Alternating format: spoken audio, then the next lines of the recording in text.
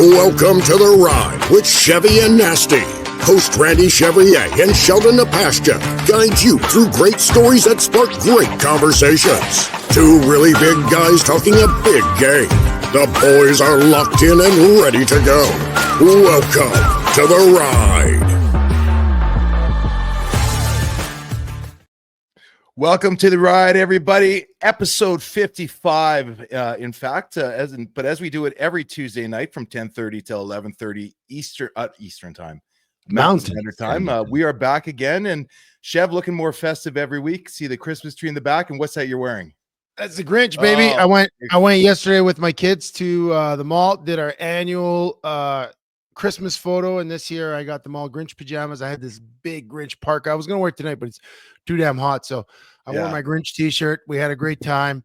We went for Santa. We went in and out. We had some wings after, watched Monday Night Football. It was a great night. Sheldon, you mentioned our 55th episode. 55. Who we got? Who we got? Who are the all-time great 55s? I'm going to stick close to home for my first pick, and it's going to be none other than the Stampeder great Wayne Harris. Guy was an absolute stud. I played for, 12, 17 years, went on to coach. 12 years, I think he played. I think he was offensive lineman of the year every single year that he ever played. Just a legend in Calgary. Who do you got, Chev? Yeah, and you got Junior Seau there. There's Terrell Suggs, Dikembe Mutombo. Lots of great 55s. I think Junior Seau. Mutombo. Yeah, I forgot about Mutombo. I think Junior Seau though is one of my favorite 55s. Junior Seau kind of redefined that position. I mean, he played on some Chargers teams that were, not one of the best teams in the NFL in the days, but he was always a force. And then he brought it. Yeah, he brought it, and then he played with the Patriots at the end. Unfortunately, he did. He took his own life at the end there, and unfortunately, that brought on a lot of attention on CT. But great player when he played.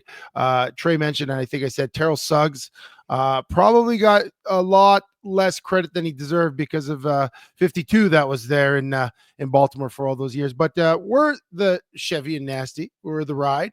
We're come to you each week live at 10:30 p.m. Mountain Standard Time, as Sheldon said. Brought to you by Performance Freight Management, We Drone Real Estate Media, and YYC Business. And you can follow us. Please like and subscribe. Share our podcast with your friends. We're on all socials. We're on Audible Podcasts with Spotify and Apple Podcasts, probably even Google. I don't know. I didn't check. And then, we got the TikTok and all that stuff. So it's a following like us. We put lots of clips out there. We work hard. We're a 4-man team, and we work hard to put some of this content out. And tonight, Nasty, I think we got a good show. What do we got here? Well, of course, as always, we're going to start off with our 300-pound poetry, but very special day for Canadian swimmer Summer McIntosh as well.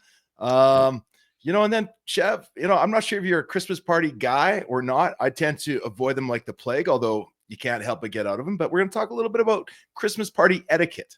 Yeah. And then we tried something different this year. We love doing the live show. We love our dynamic. We have so much fun, but then we also want to interview people. And we're like, how do we combine the two without having a 2-hour show like we've had in the past? And we've tried something different. So this week, Monday, we had a great interview with an old friend that both of us, I haven't spoken to him in 20 years, defensive line coach, Demetrius Maxey from the Toronto Argonauts, the Grey Cup champion Toronto Argonauts. We interviewed, we have an hour interview.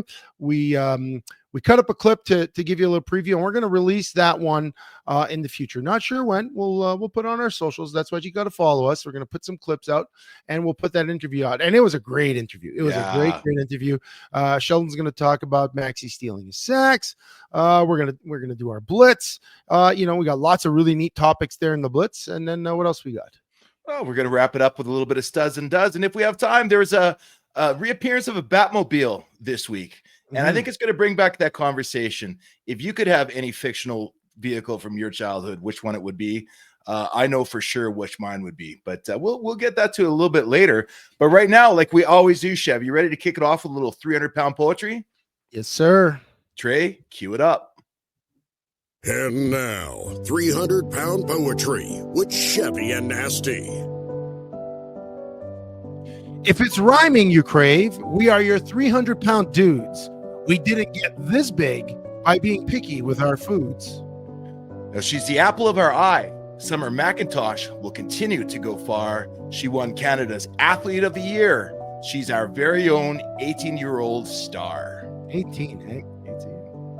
Buffalo's Josh Allen had 60 Ds. 3 of them he tossed. He ran it in for 3 more, but in the end, against the Rams, his Bills still lost. Yeah. Meanwhile, the Chiefs' voodoo magic had them win their division once more, when on the final play of the game, the kicker doinked, but it went off the bar in to score. Sure did.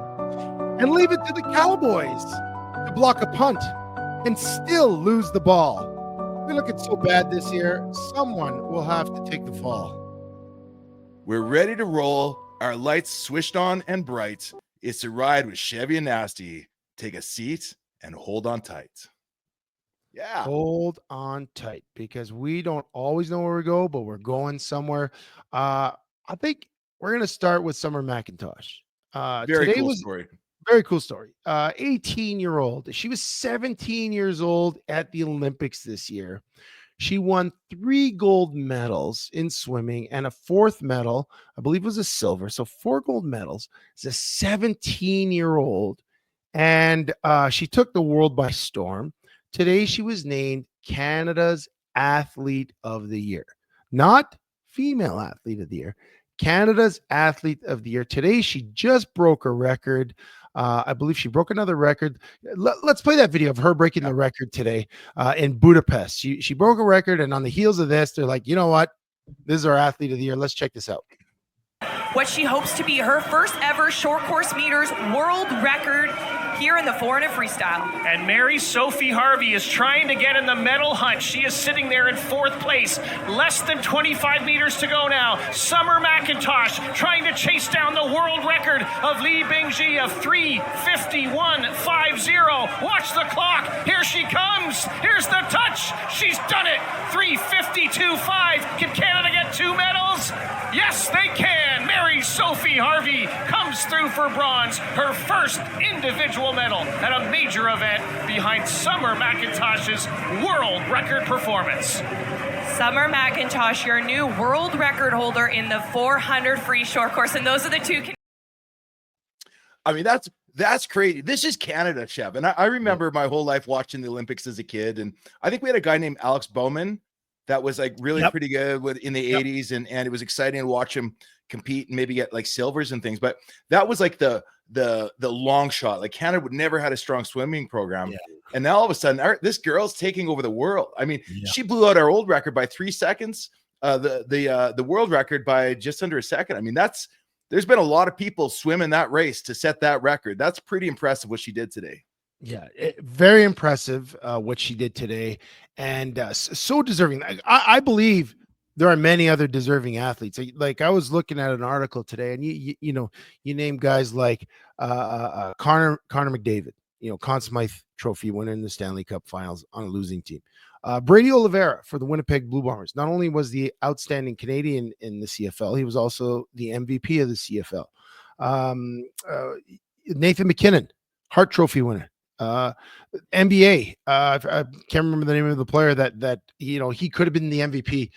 There were so many deserving candidates, but I think the fact that this girl is 18 years old, the Olympics come by every 4 years. Thank you, Trey. Shai Gilgeous-Alexander is the NBA player. The Olympics come by 4 years. It's a very small window to perform at your highest, and anything can throw you off. If she had the flu, she wouldn't get those records. And here she is, an 18-year-old kid going up. As you say, she's got the apple of our eye, Summer McIntosh. She's a second-generation swimmer. Her mom was a former Olympian, and so deserving of this award. I mean, I got an 18-year-old in the house, man. And I'll tell you, if there was a gold medal for Fortnite and Call of Duty, maybe we got a future champion in the house. But other than that, I'm not saying my son is not ambitious, but he's in university, he's playing hockey. But to know what a typical 18-year-old is, and to see what this 18-year-old doing, that to me is absolutely fantastic. It makes you want to go home and slap your kids a little bit, though, right? Like the amount of ambition and training that this girl had to have shown to get where she's at. During COVID, they shut down Canadian pools. Her and her mom found a coach down in Florida, the free state of Florida, and they went and spent COVID there just training, spending it in the pool, taking her courses, and man, it paid off. But you know, it's not just a talent that you have to have. You have to have the good coaches, but you have to have that relentless drive. Now, I think when we talk about like the Canadians in the NBA, and which is pretty special, like the NHL, we're kind of used to that, right? Every generation we have, you know, like just a top tier Canadian forward, defenseman, goalie, you name it, right? From Patrick Waugh to all the legends of the past to who we've got playing today. Nothing new. It's almost expected. Yeah. And that's why I think this thing is for us to take over a sport that we've never had before. I mean, you hear Donald Trump. They're coming into Canada because they want to dominate the Winter Olympics too. But now we're starting to dominate the Summer Olympics, right? So Summer McIntosh, good job. That's pretty amazing story. Yeah, and she did a great job. You guys all did a great job of showing up tonight. Thanks for everyone that's listening tonight live at Chevy and Nasty. I see we got a couple of new listeners. We got Darcy's there. We got Jamin, Daryl. We got in the house to the forest. They're here from the Brothers Path page. We put a little ad out on Brothers Path. So Kevin Smith's group. We love hearing from them because Kevin's been a big supporter of ours, and it's great. But you know, if we're gonna switch from sports, you know, I'm wearing my festive Grinch shirt. We talked about it this weekend. You know, I had a Christmas party that I attended. I believe you did, and I figured, you know what? It's the time of year. It's a time of year that people are starting to attend parties. People are starting to get a little bit more festive. The weekends, you know, you're looking forward to the weekends because there's some stuff going on. Sheldon, Christmas parties, are you in or are you out? You know, it depends. I think the party you were at this weekend was like with like friends, right? Like, you know, just casual get together, you know, that kind of thing. You know, I love, you know what, as long as it's not too busy, I'll go. But what I dread is office Christmas parties. Why is that? Well, I think it's because it's like you're walking through a minefield. I mean, there's just so many things that can go wrong and work against you, especially like, you know, in my family, right? My wife, Amanda, very social. She goes to those parties. She just wants to talk to everybody. Well, that's great.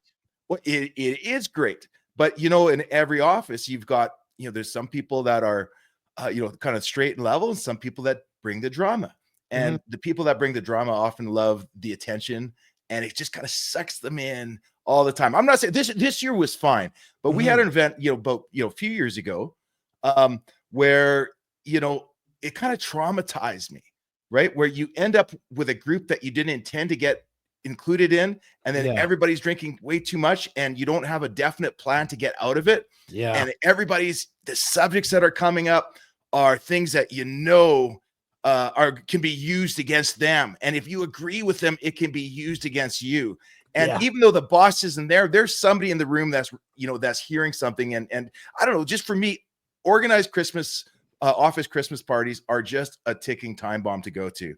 Yeah, I haven't been to too many of those. Like we got one with the fire department. I usually have my kids at night when they schedule a party. Do you go to fire department ones, or I might sneak in to kind of clean up the last bit of wings that are on a plate. Like I don't go at the beginning when there might be a lot of people. When I go to a room of people I don't know, I'm actually very social. You know me. I talk to everyone, but I'm actually that social introvert. If I'm in a room where everyone knows me and I don't know everyone, I'm super uncomfortable, which happens a lot when you've played football in a city for 16 years and you teach and you coach and everyone seems to know you, and I forget people's names, and that makes me super uncomfortable to start with.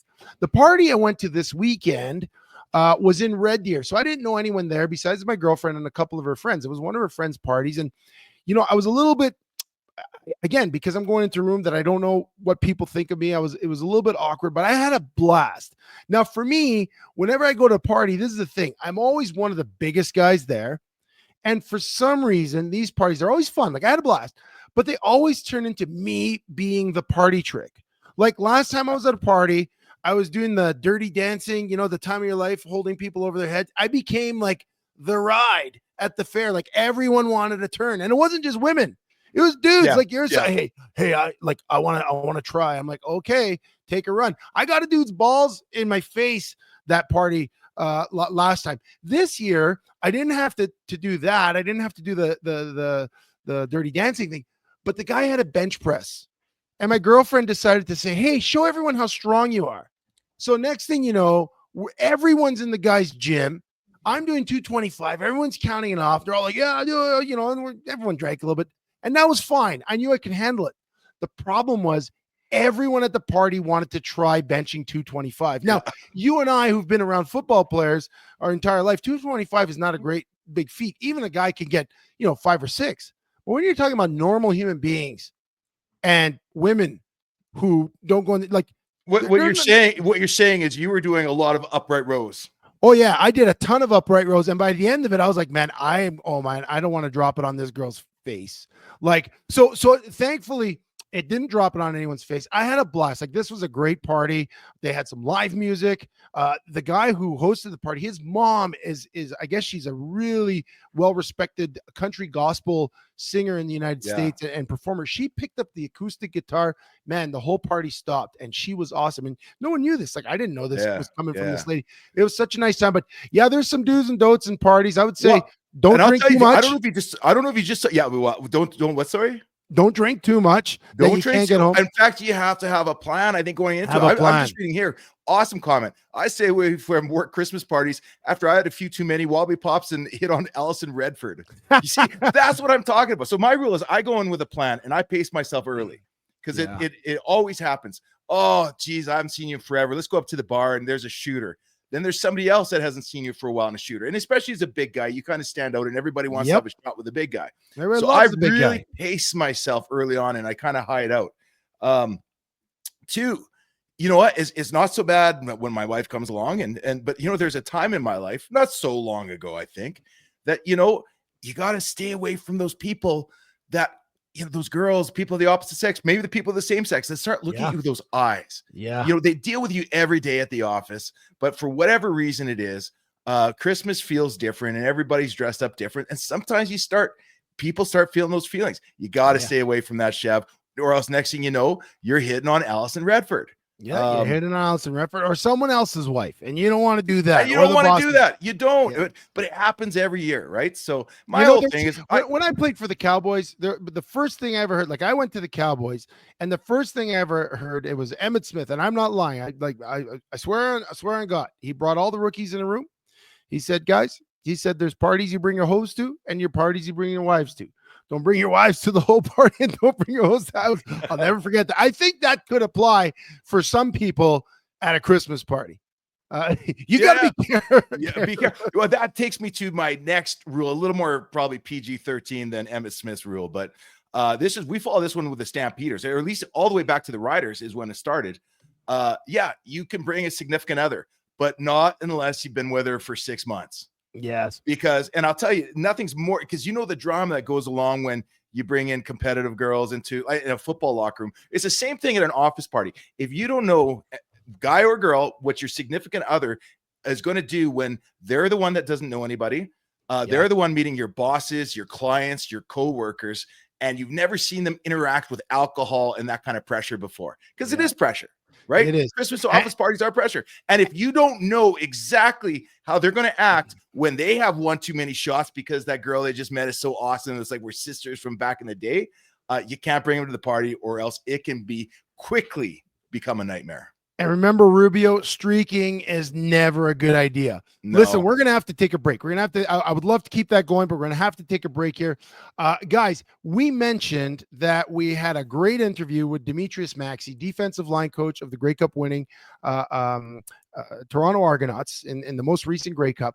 We're going to play a little clip here as we exit. That episode's going to come out soon, but D-Max, old teammate of ours, D-line coach, fantastic guy, fantastic interview. You're going to want to see that, but here's a little clip as we go to break. Stay tuned to this, and then we'll be back right after the messages. How do you manage that when you're sitting at the table, deciding on personnel, deciding on scheme?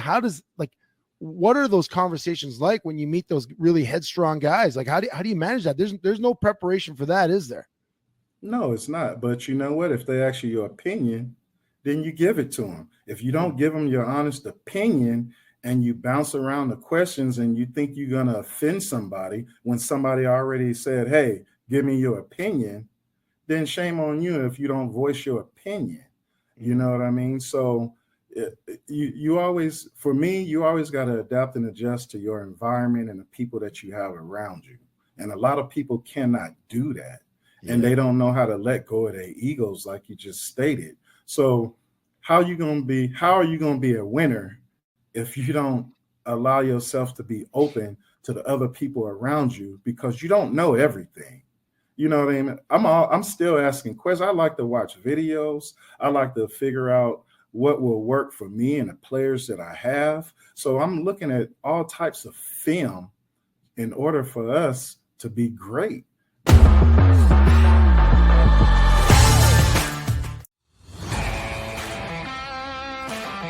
Performance Freight Management is a global logistic freight shipping company that will handle the entire shipping process for any package to any country. Whether it be a simple truck shipment from your office to Toronto or your company importing generators from China, PFM Freight handles it all. We have the expertise and technology to handle any shipping requirements. Skip the guesswork and let us take the shipping pain off your plate.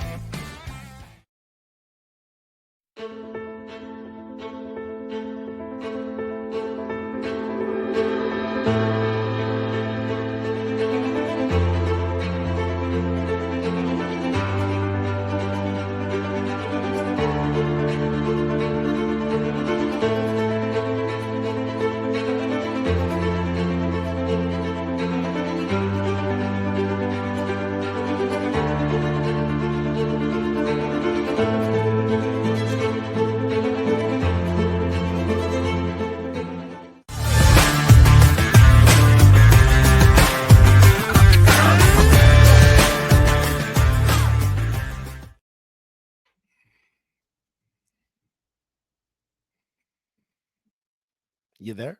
Yeah. Welcome back. You bringing it in? Well, I didn't know I was bringing it in, but I guess I can. Yeah, that was awesome. Yeah, no. Demetrius, Okay. Max, I'll tell you what, I can't wait to tell yeah, go ahead, take it in. No, because Trey was asking us to bring it in with the socials. So yeah. So listen, guys, thanks for listening to that. We're Chevy and Nasty. Please follow us at Chevy and Nasty on all our socials, Facebook, Instagram, Twitter, YouTube, all that stuff.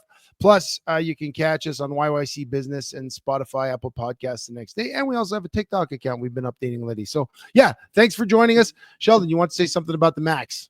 Well, yeah, the thing that excited me was for Demetrius, I finally got to confront him on this because I played with him, I think 6 out of my 8 years in the pros. I played with him, 2-3 years with the Riders and 2-3 years with the Stamps.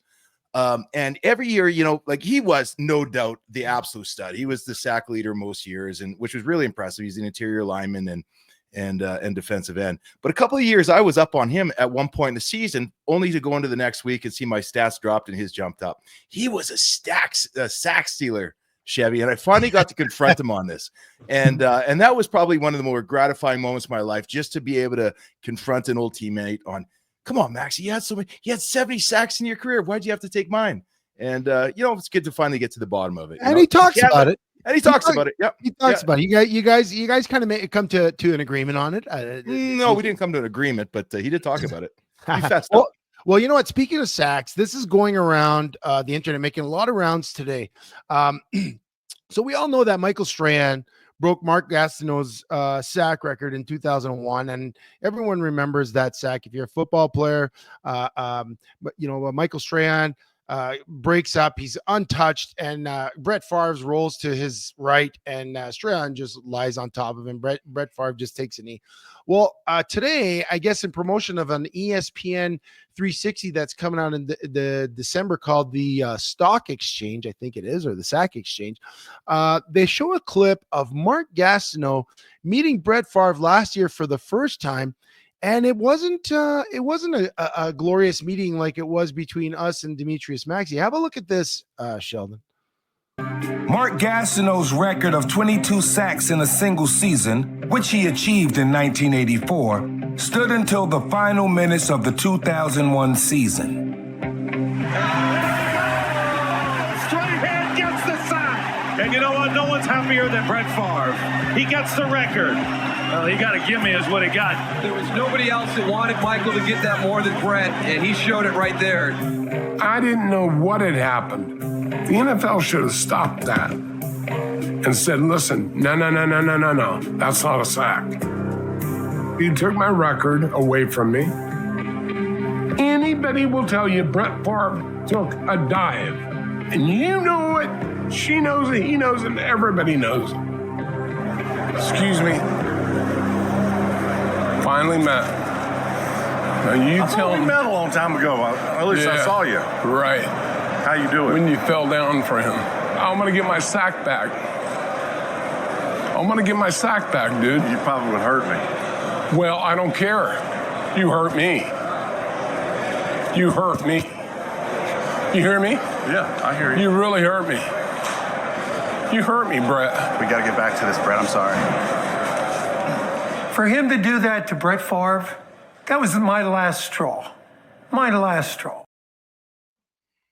Wow. What'd you think of that? You hurt me, Brett. Well, there's no doubt. You heard the comment. He rolled over for him. Yeah, he did. That was not a roll-up protection. Brett went out there and absolutely gave Strahan the sack.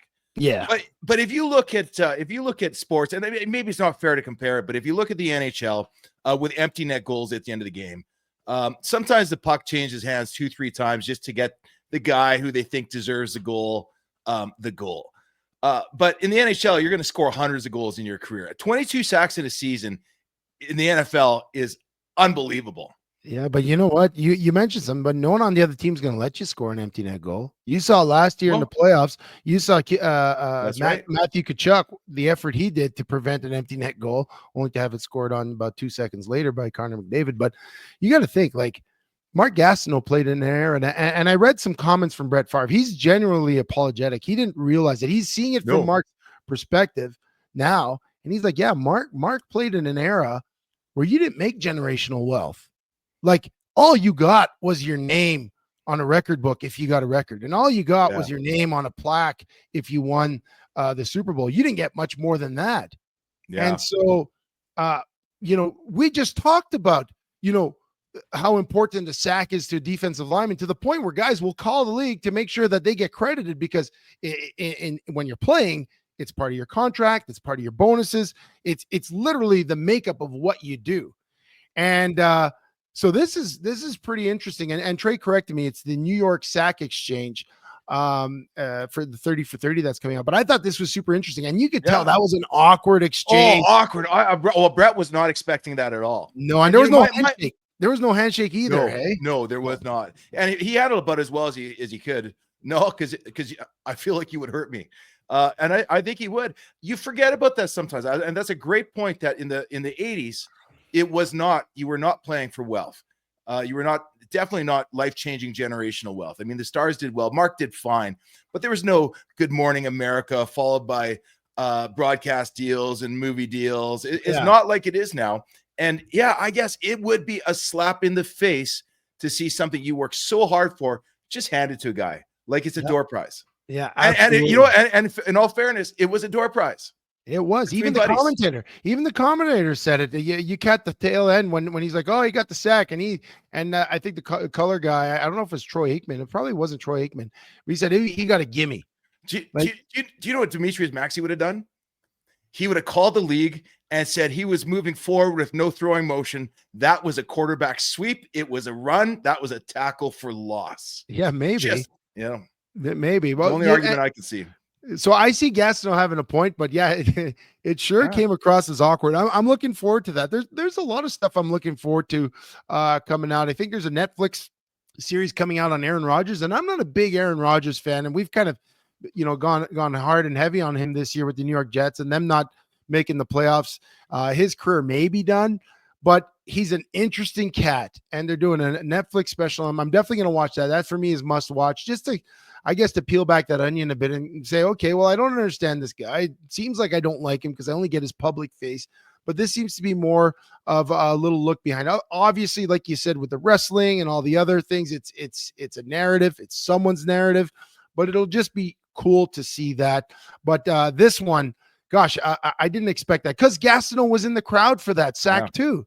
And obviously in hindsight, it probably didn't sit well with him. He was probably being a good sport to stand there for the record being broken, but I'm sure he would have wanted it broken. Legitimately, because nobody's broken that record since. I mean, that's one of those records that could stand for decades to come. Yeah, no, absolutely. Well, let's move on, Sheldon. It's the second segment, and you know what always happens around this segment? We always queue up the Chevy and Nasty Blitz. Time for the Chevy and Nasty Blitz.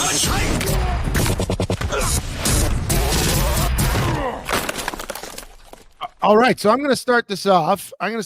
Sheldon. Last week, we the breaking news last week was Mark Killam, a friend of ours, named as the head coach of the Edmonton Elks. You said it. He has a big job. A rookie coach has to turn a culture around 180 degrees. And one of the topics that came out of that show that we had a lot of question marks is what was he going to do at quarterback? He had a proven guy in McLeod Bethel-Thompson. He has a young guy in Trey Ford, Canadian quarterback. They don't always get the respect they deserve. He had an up and down career so far in Edmonton, but our question was answered this week when the Elks GM and president of football operations, Ed Hervey, signs Trey Ford to a 3-year contract extension, all but guaranteeing him he did guarantee him the starting spot, saying the slate is clear. Sheldon, in your opinion, is this the right move for the most important position at your organization to take them to that direction, like you mentioned, turning 180 degrees of the culture and starting to win? Is this the right move? Well, I'll tell you what, it's a risky move. It's a bold move. You're taking a quarterback the jury's still out on whether it's a legitimate way to run a franchise around, to run an offense around in the CFL. But I look back at what Trey Ford has done, and he's always had the uphill battle. He's put in for a few games and he's pulled out. But you know what he always does? He always finds a way to win. It's unorthodox, but he's very tough to plan against. So from that standpoint, yeah, you give the guy a shot. He wants to be there. McLeod Bethel-Thompson, I don't even know his status. I've heard rumblings that he's not back next year. I don't even know if he's under contract or planning to come back. Trey Ford wants to be there, and I think he's at least earned the right to start. But second of all, changing the culture, part of this is going to be, Chev, getting the fans back engaged again. And when you see Edmonton, that when we played, 50,000 people would show up. Today, 8,000 people show up. They weren't happy about the change of the name of the team, and they weren't happy to see a Canadian boy relegated to the bench when they all agreed that at least he's an exciting guy to watch. I'm excited for it. Mark Killam wants to change the culture. He did it. He wants to put a stamp on the team. He did it. Let's give Trey Ford a chance to play. Yeah, I'm excited for a Canadian quarterback, but at the same time, I'm very hesitant. Like, Mark Killam's my guy, and he's the head coach of one of the most important franchises in the CFL, and he's hanging a lot of how he's going to be judged. His reputation, his coaching prowess is going to be judged on this move. And you mentioned it. It's a risky move. I want him to succeed. I want to see a Canadian do really well, like Nathan Rourke. But typically Canadians don't get the fair shake. Hopefully he's going to get it now. But I also feel his body of work is not there yet. He started 18 games, 9-9 for 18 games. He was injured in both seasons where he had regular starts. If he can't stay healthy, this is a risky move. And that's the same for any quarterback, but I just feel like the body of work's not there. I feel like he didn't have an opportunity to learn from a good veteran presence because there was so much toxicity in Edmonton in the last couple of years. And we heard that from Coach Maxey in that interview that's going to come out. And so I don't know if he had the situation that prepares him for success, but now he's being thrust into a spot where he's going to have to figure it out in a hurry, him and a rookie head coach. And I'm not saying I want an unnamed offensive coordinator. Right? Yeah, well, it's gonna be McMissick that they brought over from. McSimic, that's right. I forgot that. Yeah, that's right. Vernon McSimic brought him over from BC. He had tons of success with Vernon Adams Jr. He had tons of success with Nathan Rourke. Can he repeat for a third time with Trey Ford? We're gonna see. You said it's a big risk. I'm not saying it's a catastrophe, but when I look at the numbers, McLeod Bethel-Thompson had some pretty awesome numbers last year. He was top 4 in the league. I know the team was in disarray, But if it was in disarray for Trey Ford's situation, it was also in disarray for McLeod Bethel Thompson. And we're giving up, if we're Elks, giving up on McLeod. This is a quarterback that brought the Toronto Argonauts to the Grey Cup 2 years ago. So, yeah, we'll see what happens there. Let's move on. Maybe MBT gave up on the Elks, but maybe. To the NFL, Kansas City Chiefs, they pointed it out this week that they have won 15 consecutive one score games in a row. Was it one score? Yeah, one score games, right? It wasn't 1 point. I got 1 point in front of me. Yeah, 15 consecutive one score games. Is that just like good coaching, right? Do you put it on the coaching staff? Do you put it on the quarterback? Or is this like a scripted thing? How do you win 15 one-score games in a row? That's like 15 flips of a coin in a row. Well, I tell you, the Chiefs are in a situation where they're in the driver's seat. If they're down or up by 1 score at the end of the game, they know how to speed it up or slow it down accordingly. And they did that on Sunday night. I watched them just surgically tear apart the Chargers with dink and dunk plays. Patrick Mahomes jumping backwards, feet split, completes, I believe it was a 25-yard pass. And then at the end, he rolls to his right. Defender ready to kill him. One of the best defenders on the Chargers. And he just sidesteps him and just completes a pass to Travis Kelce to ice it. They've been there. They've done that. Statistically, they should lose 1 or 2 or 3 of these games. In fact, if they lost all those games this year, they would have been 2-11 instead of the record that they have. And they're that good. They're that good. They have that many weapons. They have that much skill and execution. And yeah, they probably have some black magic voodoo luck. And of course, you'll have everyone that hates the Chiefs saying that it's all according to script. Well, if it's according to script, they're on their way not only to clinching the division like they did the other day with a game-winning kick that doinked off the goalpost, like you mentioned, but they're also on their way to their 3rd consecutive Super Bowl. And that hasn't been done, but I see this team as being able to do it because they win by what they need to win. And people think, oh yeah, so, if obviously the Bills beat them, maybe the Steelers have a chance. Those are the 2 teams that I could see knocking them off, but you're going to have to bring everything to do it. And I just think they can match any team toe to toe and just bring it to that final minute where you feel your life bleeding out of you as you're watching the clock. You watched Harbaugh's face on Sunday night as the clock was winding down and his players were missing tackles and Patrick Mahomes is jumping backwards, completing pass, and Harbaugh was just beside himself. Yeah. He just didn't know what to do. So they're going to keep doing it. I don't even remember what your question was, but they're going to keep doing it. Yeah.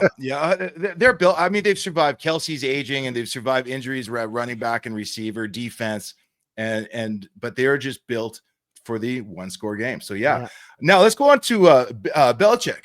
Oh, so Belichick is unceremoniously removed from the New England Patriots. He's entertaining some offers, but he wants everything to be his way for other NFL jobs.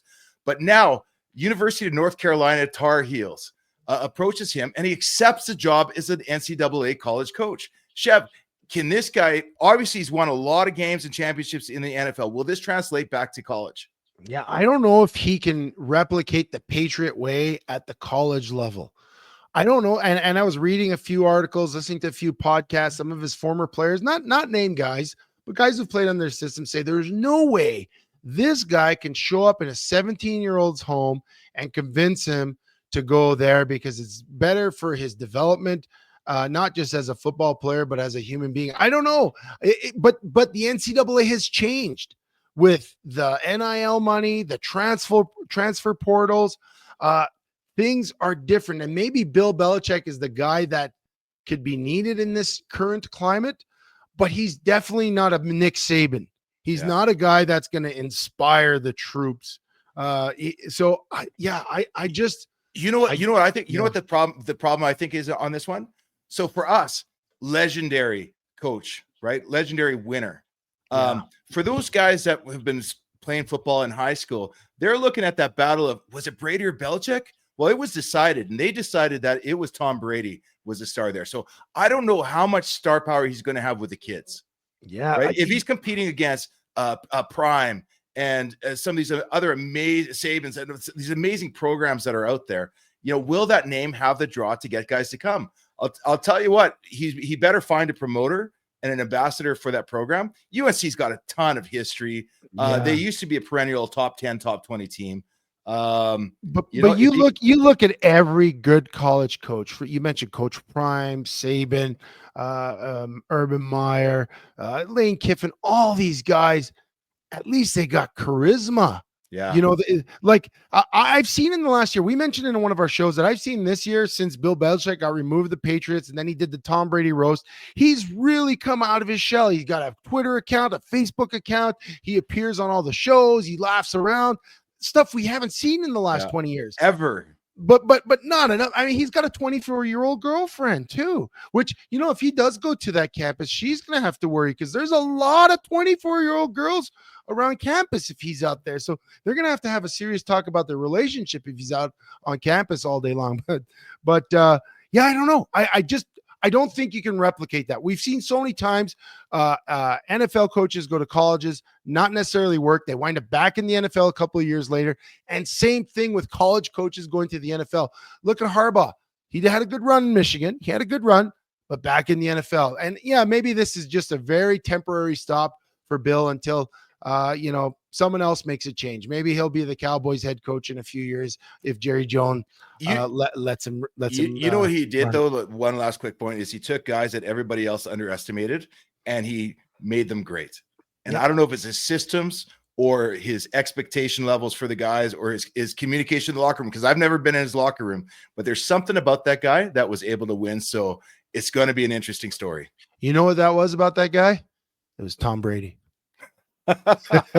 Okay, we're gonna move on. Listen, we're gonna move to hockey. So the NHL is having this Four Nations face-off. It's coming up in February. Last week they announced the rosters, and when you're in Canada, some of our American friends like AC and Rubio listening, and they don't realize how hockey nuts we are up here. But just the rosters being released sparks a flurry of debate and talk. Who got left off? Who should be there?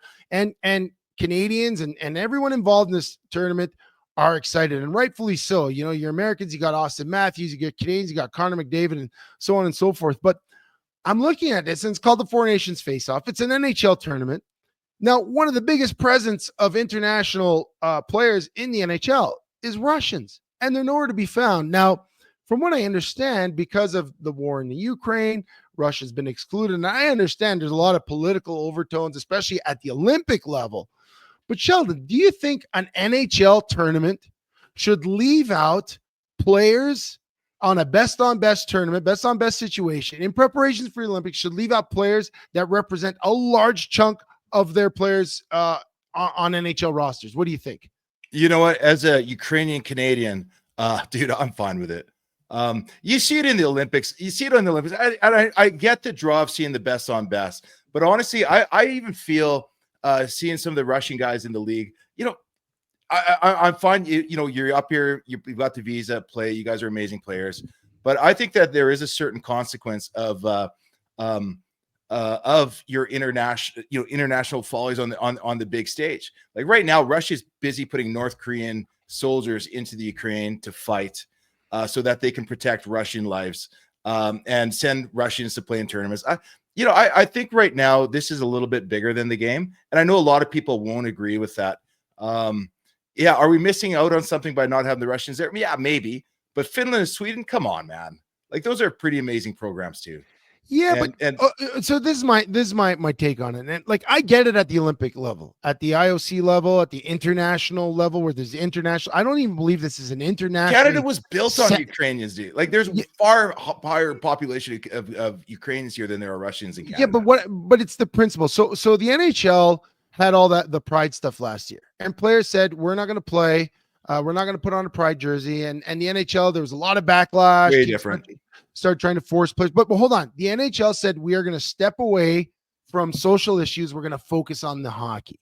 Well, this is the NHL kind of putting their idea that, now we're going to step into a social issue, and we're going to prevent a whole bunch of players that may want to play in this tournament because they're associated with the country that committed war. And I get it. Like, I can see it at a certain extent, but I also think that it's a bit hypocritical of the NHL to exclude Russian players from a best on best tournament. I just think I'll tell you what, if we've seen anything in this world the last few years, is hypocrisy reigns supreme. But for myself, I don't want to see the Russians playing right now.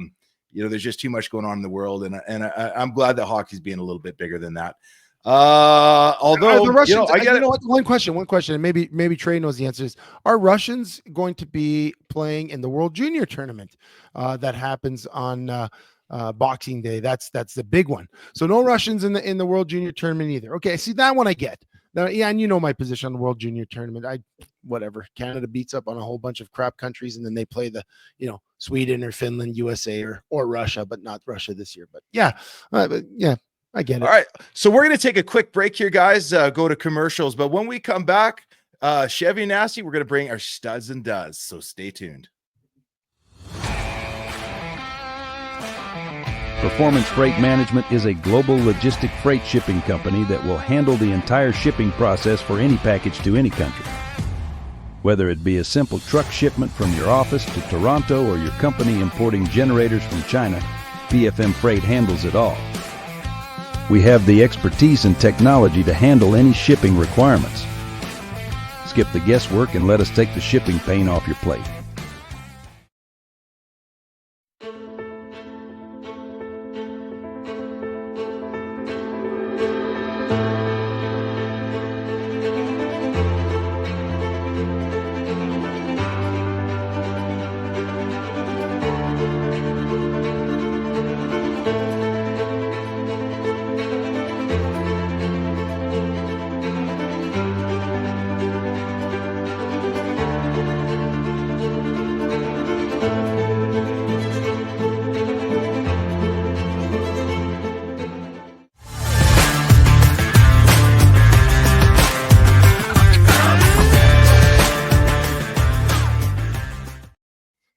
Welcome back. We're The Ride with Chevy and Nasty. This is the last segment of the night. We're brought to you each week by Performance Freight Management, We Drone, Real Estate Media, YYC Business, where you can find us on all the socials. We flash it all the time. Please like, subscribe, tell a friend, download the podcast. I think we hit our 100 downloads on the podcast this week. Guys, just for your information, next week, the 17th, is going to be our last live ride with Chevy and Nasty for the year. We'll be back in the new year. I believe we're going to be back on January 7th. I think we might do a little bit of a call-in show. So if you're listening tonight and you want to get on this ride, make sure you got some headphones, make sure you got decent mic. We can send you out the link. We'll get you on for a couple of minutes. Maybe we'll chat with you if you're one of our regulars and you want to show up on the ride. But we'll figure all that next week. Right now, we got to get to the segment that we always hit, and it is the studs and duds. Let's go, Trey. Studs and duds. All right. Well, I'll start it off. This sort of a feel good, feel bad story. This week in New York, have you been following the case of Daniel Penny in the States? Over a year ago, he's an American Marine veteran that was on a subway train in the States, and apparently New York's gotten really bad. Well, one day he's on the train, and a guy going through a schizophrenic episode, high on the drug K2, homeless guy, huge problems in his life, gets on the train and starts threatening passengers. Someone's going to die here today. I'm not afraid to go to prison. Starts slamming his jacket and starts getting aggressive with people. Well, Daniel Penny sat back until a mother was confronted by him, who used a stroller to try to distance her baby from himself. And at that point, Daniel Penny steps in and says, I'm the only guy here that can do it. Puts him in a chokehold, takes him down to the ground. The guy starts fighting him. So two more guys jump in and grab his arms. They wrestle for about 5 minutes. When the next stop, the police come in and take over. The guy died. Right. So he went in, did the interview, waived his Miranda rights, told him exactly what happened, no charges. But the city went into protest for 10 days. Homeless guy, minority, some big dude, white guy that's trained to kill the guy. And the district attorney pressed charges. So for the last year and a half, this guy has been in and out of courts, finally culminating in the actual trial over the last month.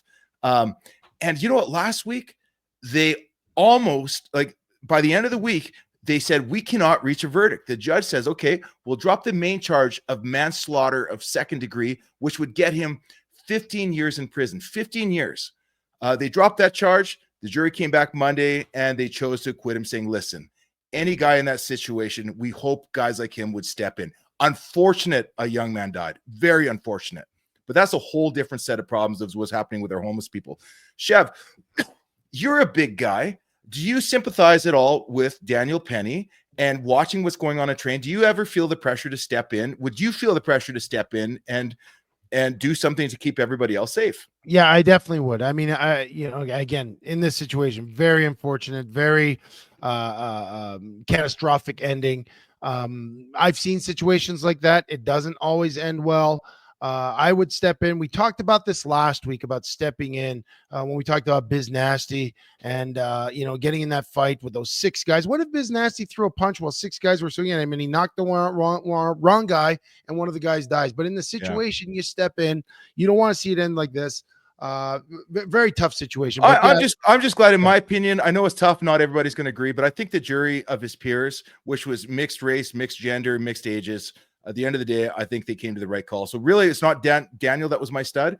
It was the jury of his peers that said, we need people like this in society, even if it's ugly sometimes.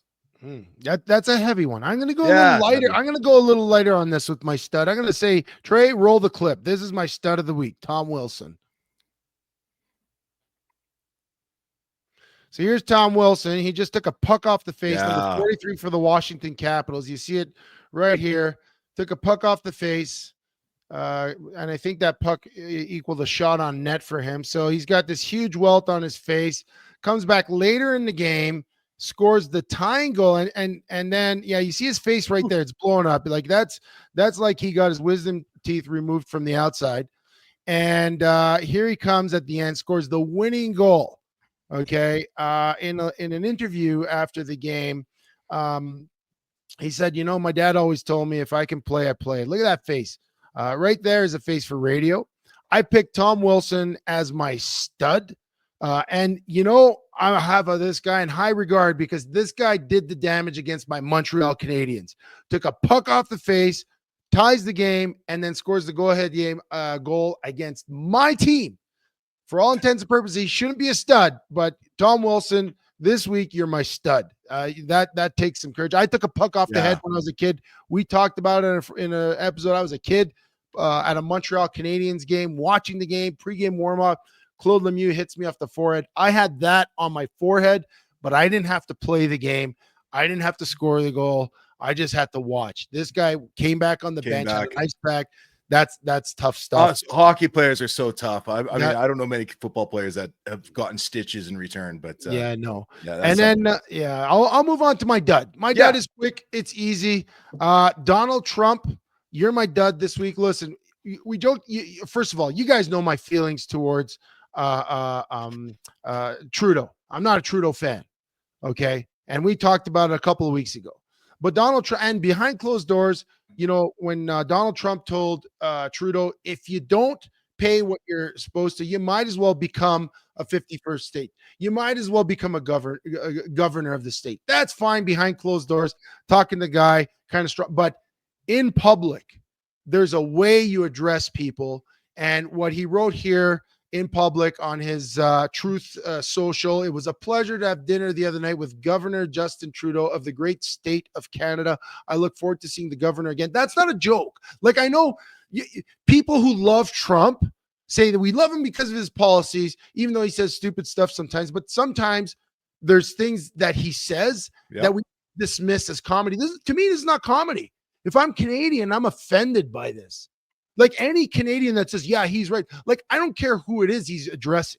Like I really don't like Justin Trudeau, but the respect you show our prime minister in our country should be respectful. You should address us properly. If he wants to say the idiot prime minister of Canada, go ahead, but address him the way he is and address our country for what we are. We're a country. We're not a state. There was a poll today that said 13% of Canadians would like to be a U.S. You know what? Go to the States. But 13%. This is our country, and I think it's super disrespectful. And for me, again, that's my dud. Yeah, no, I actually I agree. Very disrespectful. But I think what this is the message isn't to Canada and to Trudeau. This is a message to everyone else of the allies. Guys, step in line, pay your dues. And I think he's trying to keep a little bit of that crazy reputation with Putin and Xi and Iran, because you know what happens? 4 years go by and you think, I guess he was all bark. Now, I think he's coming over the top right now, trying to show that he's still the alpha dog. And yeah, Chev, very disrespectful. Let's hit your dud, because now that's my dud. So that goes back to again with Trudeau and what's going on in Montreal. This whole culture that we've brought on for the last 10 years.